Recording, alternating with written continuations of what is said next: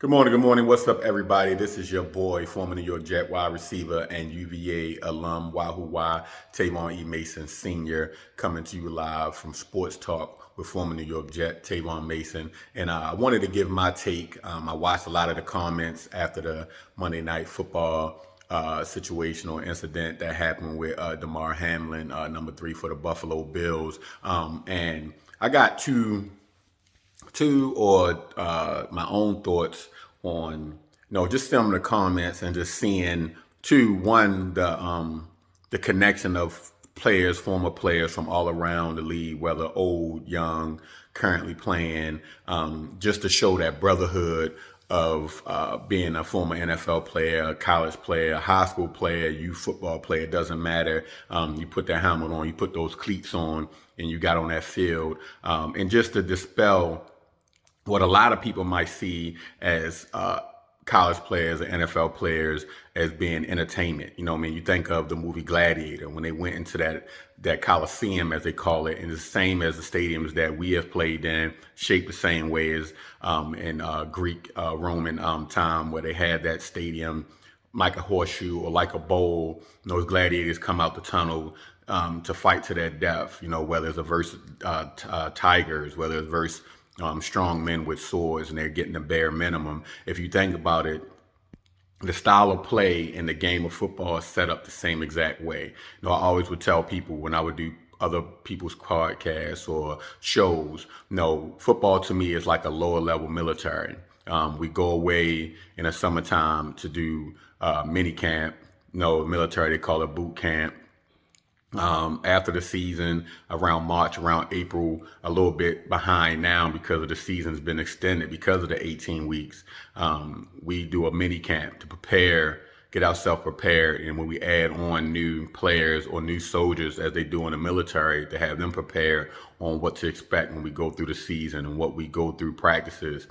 So we do this on, again, a lower military level, and I'm not comparing it to the military at all, because God bless everybody, men and women, who serve in the military. I have a lot of family, including my older brother who's in the Air Force. Nothing but love, but the whole dynamic of football is built around the art of war, to defeat your opponent, instead of going across country to go against another opponent from a different country like they do in the Olympics.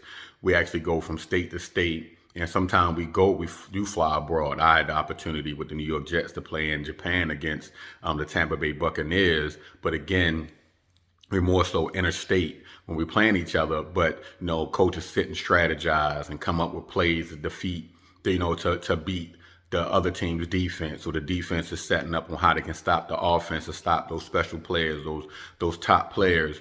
And us as fans, and I say us because I'm a fan now as well, also a coach. We want our popcorn, we have our drinks, and we sit and we just, we want to win, and we take it to heart. Because for some of us who didn't get an opportunity to join that military, to join that team, as I stated earlier, we live through players, but we also hold players sometimes to a higher standard, almost godlike, because of the talents that they display every weekend, whether it's Friday on high school football, or Saturday on college football, Sundays on the NFL. And we would love to be in those shoes, but a lot of times we don't understand what it takes to be able to get to those days. With football being as brutal as it is, that's why you see games played once a week, or now in the NFL they add a Thursday night game. So you got some teams playing twice a week, which is hard on the body.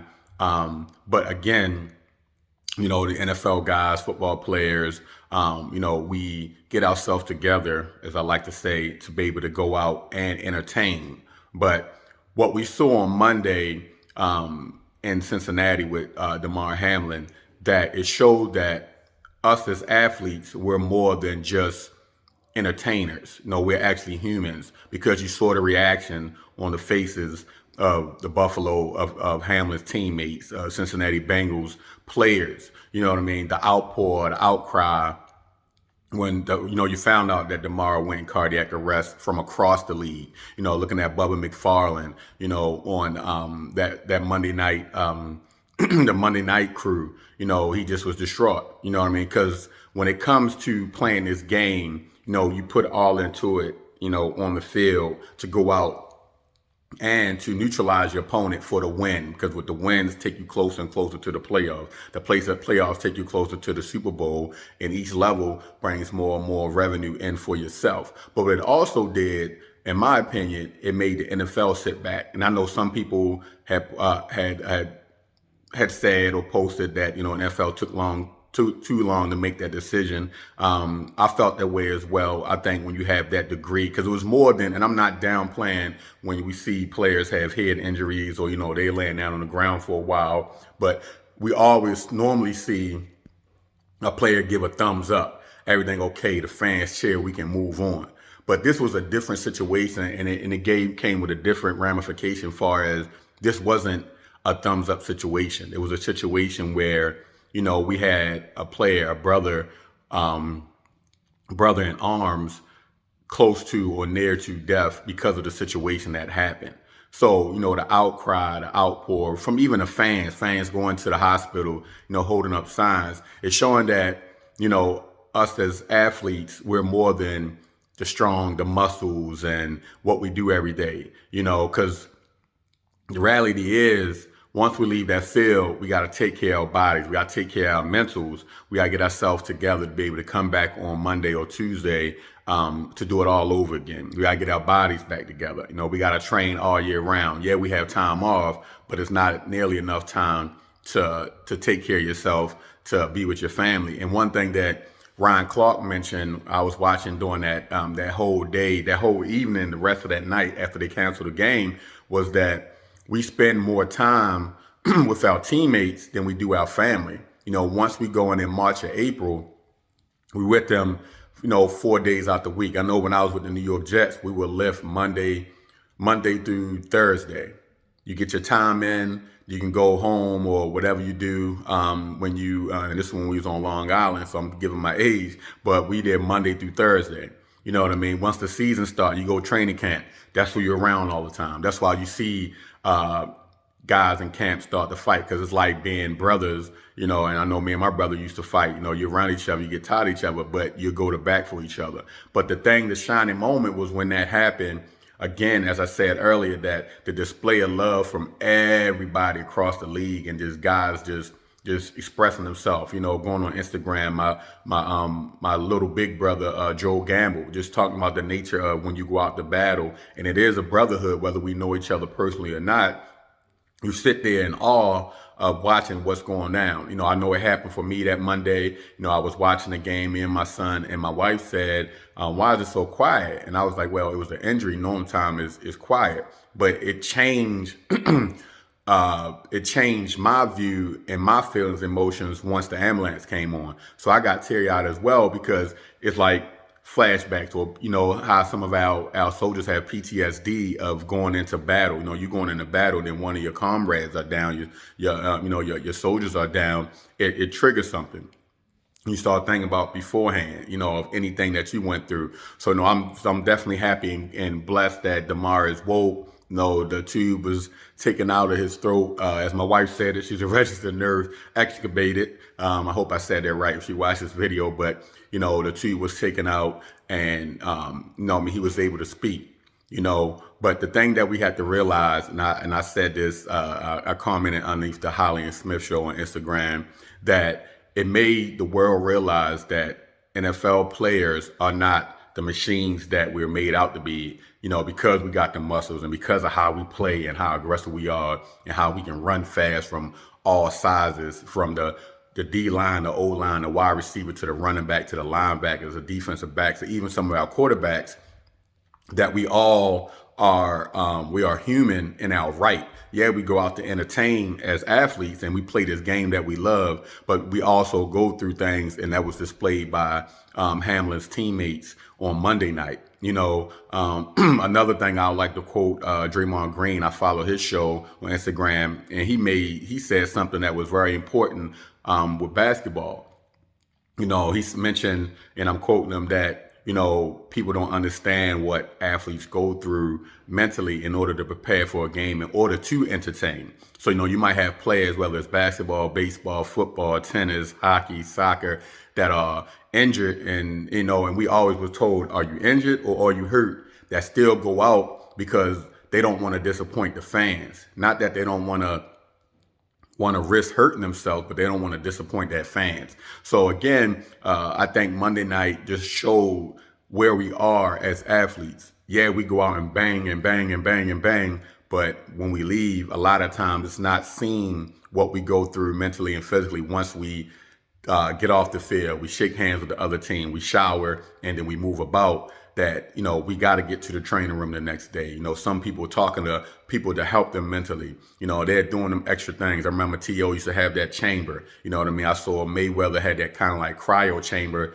to ice the body and make your body heal faster. You're starting to see more and more tools that'll help your body come back together. You see a lot of the guys now that they will have the slip-on covers for their legs to help their legs come back together. You think about basketball, that the amount of games they play. So, again, prayers and salute to DeMar, prayers and salute to the Bengals and to the Buffalo Bills on how they handle that, both coaches and, the players around and even the commentators, just to keep putting it out there of what, is going on and why a lot of the players need more in order to help them as they go along through their career.